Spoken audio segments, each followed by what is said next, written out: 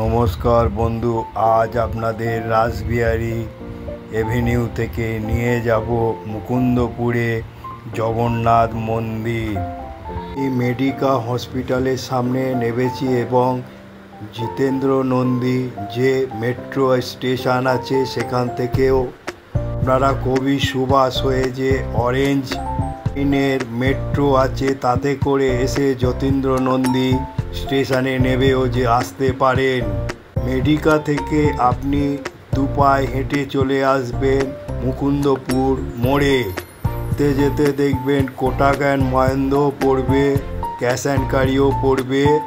এই রাসবিহারী থেকে যদি আসেন তাহলে 1/1-এ আসতে পারেন। টালিগঞ্জ থেকে এলে 1A-তে ডাইরেক্ট মুকুন্দপুরে চলে আসবেন। আমি আপনাদের রাস্তা দেখাবো বলে সেই জন্য মুকুন্দপুর মোড় থেকে অটো করে আপনাদের নিয়ে যাব। চলুন আজকে নিয়ে যাচ্ছি অটো করে। এই অটো করে কিভাবে যেতে হবে সেটাও আপনাদের কাছে তুলে ধরছি। মুকুন্দপুর মোড় থেকে হেঁটে গেলে প্রায় 15 মিনিট বা 10 মিনিটের মতন লাগতে পারে, সেই জন্য বলবো অটো করে যাওয়াই ভালো। অটোতে 10 টাকা ভাড়া নেবে এবং ওখান থেকে মুকুন্দপুর যে অটো স্ট্যান্ড আছে, মুকুন্দপুর ভবন আছে, ওখান থেকে নেবে। একদিকে নতুন মন্দির আর একদিকে পুরনো মন্দির। চলুন প্রথমে আপনাদের পুরনো মন্দিরটাই দর্শন করাই। যেতে যেতে আরএনটিগড় হসপিটাল পড়বে, সেই হসপিটালের পাশ থেকে যাবেন। আরএনটিগড় ধরে চলে যাবে, আরএনটিগড় ধরে 24-এর A/1 এতেও আপনারা আসতে পারেন। এই হাওড়া থেকে যদি আসেন 24-এর A/1-এ, আর এই হলো অটো স্ট্যান্ড, এইখানে অটো করে মোড় থেকে চলে আসবেন। চলুন আজকে ওই জগন্নাথ মন্দিরে আপনাদের নিয়ে যাই। রবীন্দ্র টেগোর হসপিটাল থেকে 5 মিনিট হেঁটে হচ্ছে মুকুন্দ ভবন। এই হলো মুকুন্দপুর সেন্ট্রাল কমিটি অফিস বা মুকুন্দ ভবন। এই সোজা হেঁটে এই হলো শ্রী জগন্নাথ মন্দির মুকুন্দ ভবন, এই নতুন মন্দির। চলুন নিয়ে যাচ্ছি।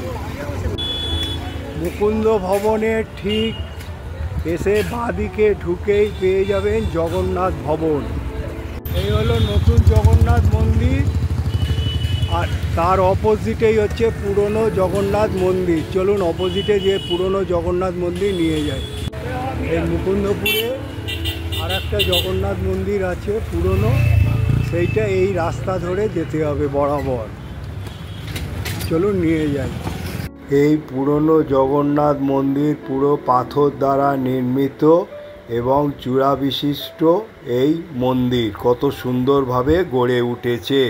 তুলসী মঞ্চে গৌরাঙ্গ, নিত্যানন্দ আর কৃষ্ণ বাঁশি বাজাচ্ছে, সেটা কত সুন্দরভাবে তুলে ধরা হয়েছে।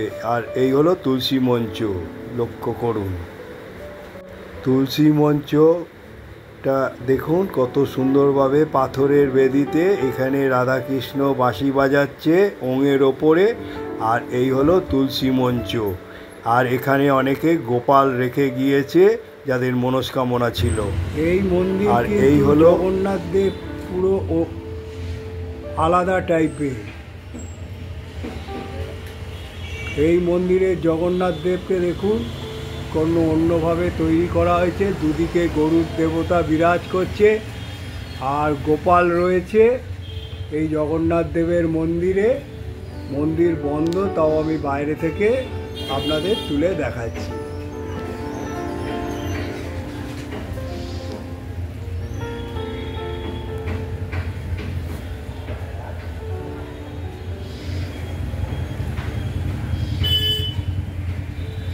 তাহলে মুকুন্দপুরে এলে আপনারা দুটো জগন্নাথ দেবের মন্দির পেয়ে যাবে।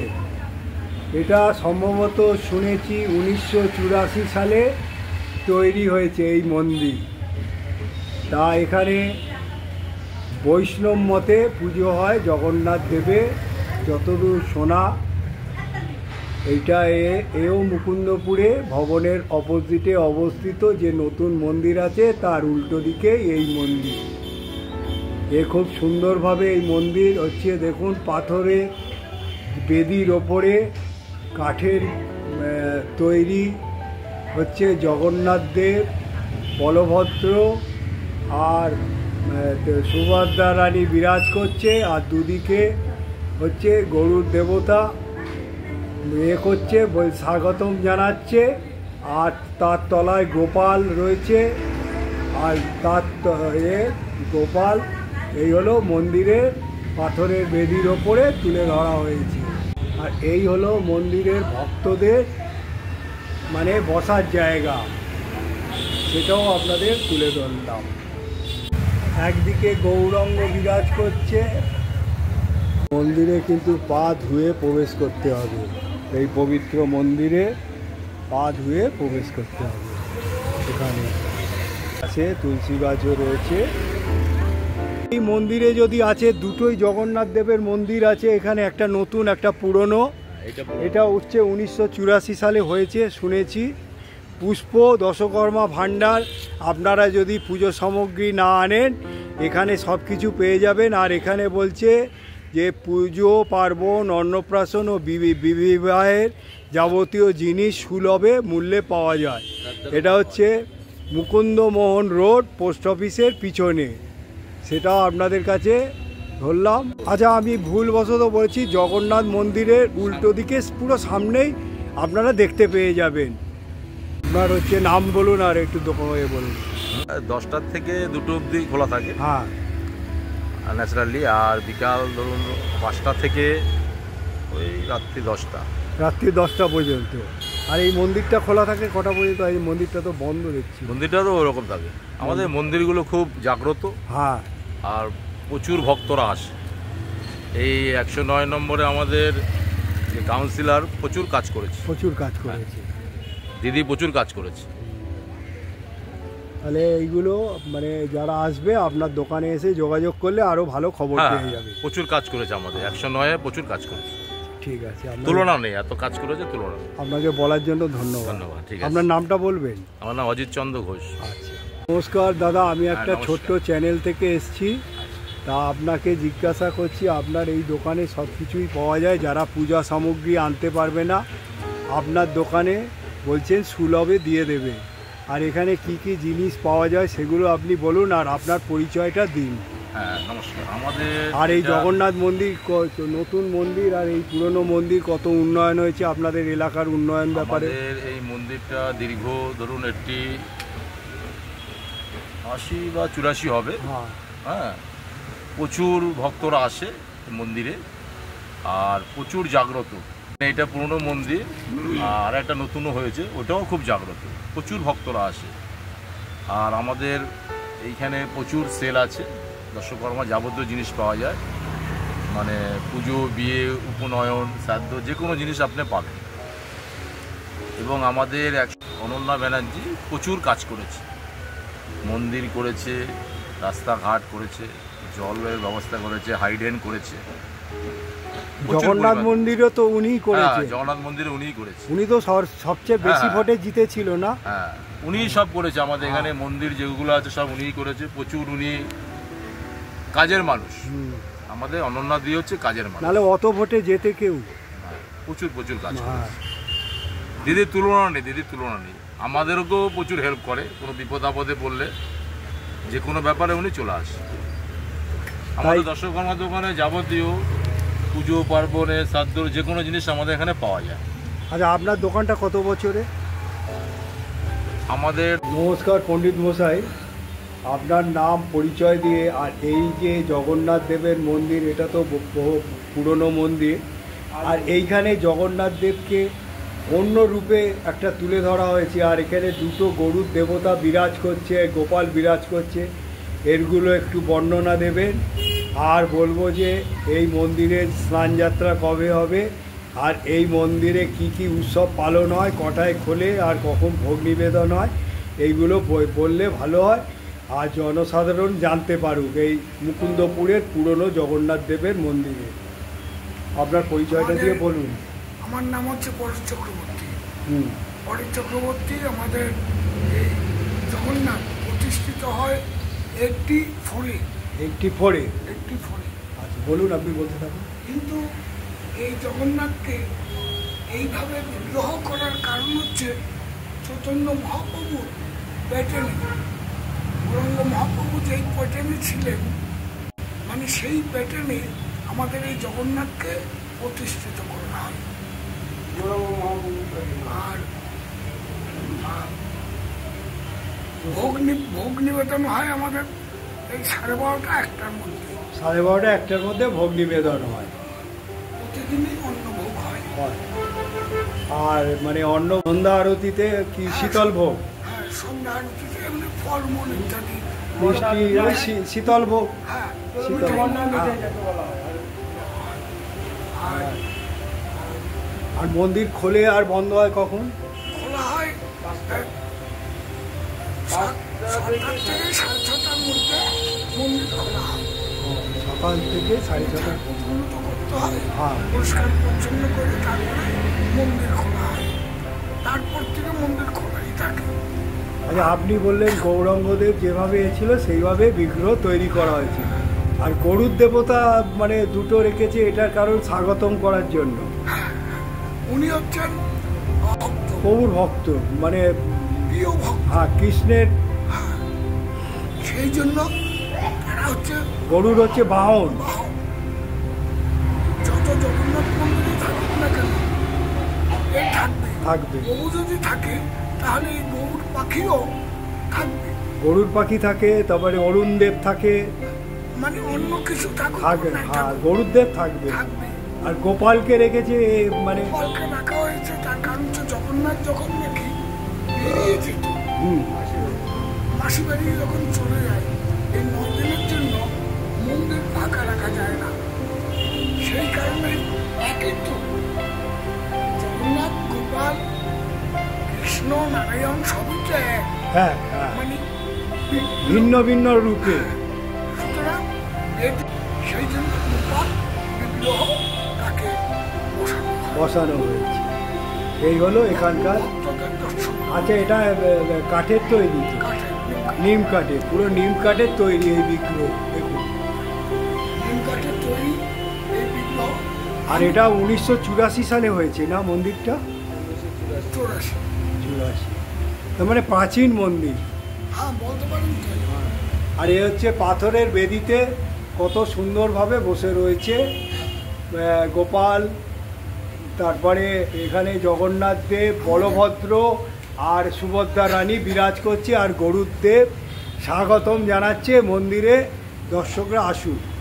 আমাদের প্রথম কিন্তু এই হাতে নিয়ে এইভাবে রথে রাখতে হতো, মানে এই যে দাগ এখনো আছে,